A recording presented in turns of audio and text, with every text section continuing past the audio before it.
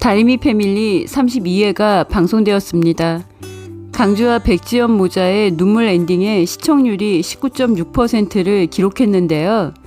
백지연과 서강주가 여느 모자 사이보다 더 특별하다는 걸 알기 때문에 아들에게 배신감 느낀 지연의 폭주와 눈물이 이해가 되었습니다.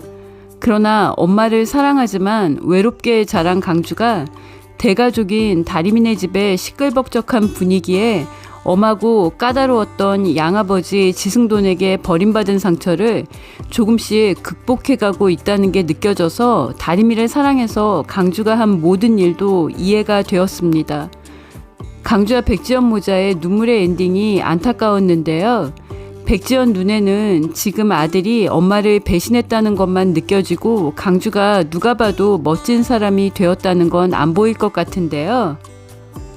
강주는 사랑했던 양아버지 지승돈에게 버림받은 상처도 극복했고 밑바닥부터 시작한 다리미네 옥탑방에서 시작한 서강 어페럴도 성공시켰습니다.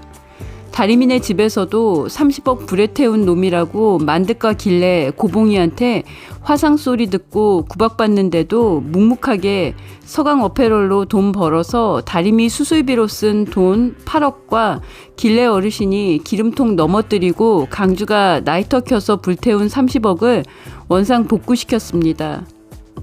쉬운 일이 아니지만 차림이 디자인이 경쟁력이 있었고 강주와 다리미의 뚝심과 성실함, 가족을 지키겠다는 사랑이 해낸 건데요. 두 엄마 백지연과 고봉이를 위해 한 일이었는데 강주 엄마 백지연이 너무 큰 상처를 받았습니다. 드라마가 엔딩을 향해 갈수록 매력이 더 보이고 자세히 볼수록 더 좋은 사람이고 다리미가 강주에게 감동해서 내가 어떻게 이런 남자를 만났는지 모르겠고 누가 채갈까봐 겁난다고 한 말이 이해되는 매력적인 서강주입니다. 백지연이 아들 강주가 자신에게 주려고 가져왔던 100억을 고봉이를 경찰서에서 빼내기 위해 의학산에 할아버지의 유언장과 함께 묻은 걸 알고 청렴경찰서로 향했고 강주가 지연의 신고를 막기 위해 다리미와 헤어지겠다고 했습니다.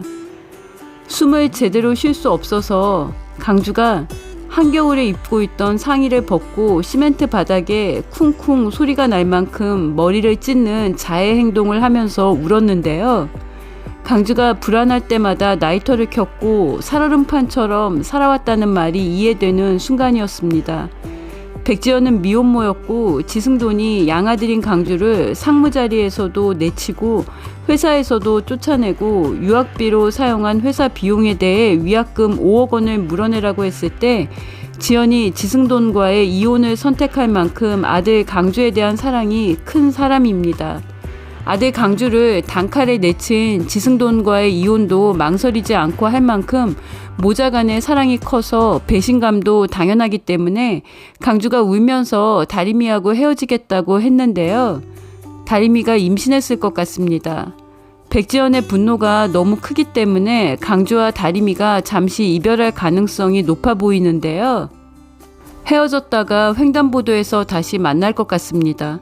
강주의 핸드폰에 다리미가 횡단보도로 저장되어 있어서 결말 예상 장면 중 가장 가능성이 높을 것 같기도 합니다.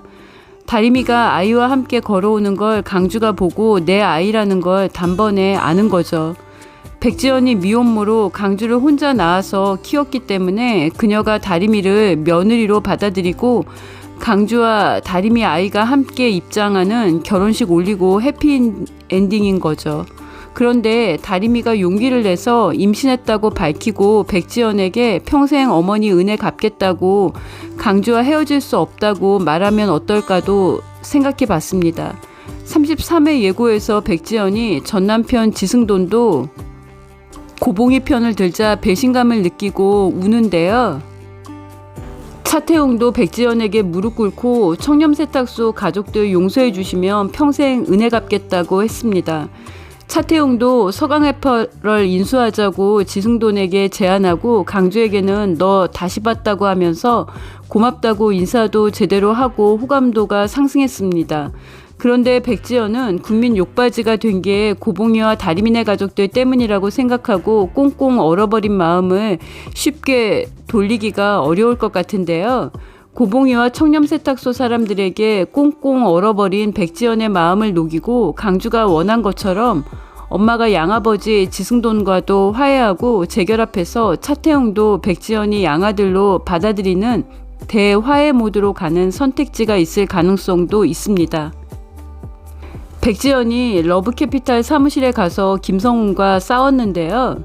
백지연이 김성훈이 부사장인 저축은행에 가서 100억 입금 예정이라고 하면서 김성훈을 사채업자라고 고발했습니다. 김성훈은 백지연에게 사건을 의뢰받고 돈을 찾을 경우 20억의 수수료를 받으려고 했지만 수수료는커녕 활동비도 못 받았고 양기순의 예약 문자를 받고 100억을 삼키려고 철순, 상순과 함께 의학산에 팠다가 실패했는데요. 백지연의 고발로 저축은행에서 쫓겨난 김성훈이 위험한 계획을 세울 가능성이 있습니다. 백지연이 위험에 빠지게 될 경우 이무림이 빠른 출동으로 백지연을 구할 수 있고 너브캐피탈 직원들이 세탁소 염탐할 때 이미연이 김성훈 얼굴을 봤고 너브캐피탈 직원들 얼굴도 알고 있는데요. 이미연이 지금 너무 비호감 상태라 이대로는 배혜자가 그녀를 사위 남기둥의 짝으로 반대하는 게 당연하고 또 당연해서 사회 남겨두고 반전이 생길지 궁금한데요. 김성훈으로 인해 백지연이 위험에 빠질 경우 고봉이와 청렴세탁소 가족들이 그녀를 구하기 위해 나서고 이무림이 빨리 출동해서 백지연을 구한다면 백지연과 고봉이의 관계가 화해 모드로 가는 시작이 될 수도 있을 것 같습니다. 다리미 패밀리 32회의 강주와 백지연의 눈물 엔딩이 백지연이 다리미를 며느리로 받아들이고 강주와 다리미의 해피엔딩이 되길 기대합니다. 강주가 다리미 엄마 고봉이와 장도 같이 보고 귤도 까주고 백지연의 질투 섞인 분노를 부르는 장면이 나왔는데요. 다리미가 백지연과 쇼핑하고 모녀 사이로 오해받는 장면이 나와서 고봉이의 질투를 부른다면 서로 퉁치게 될 가능성도 보입니다. 구독과 좋아요는 큰 힘이 되고요. 시청해주셔서 감사합니다.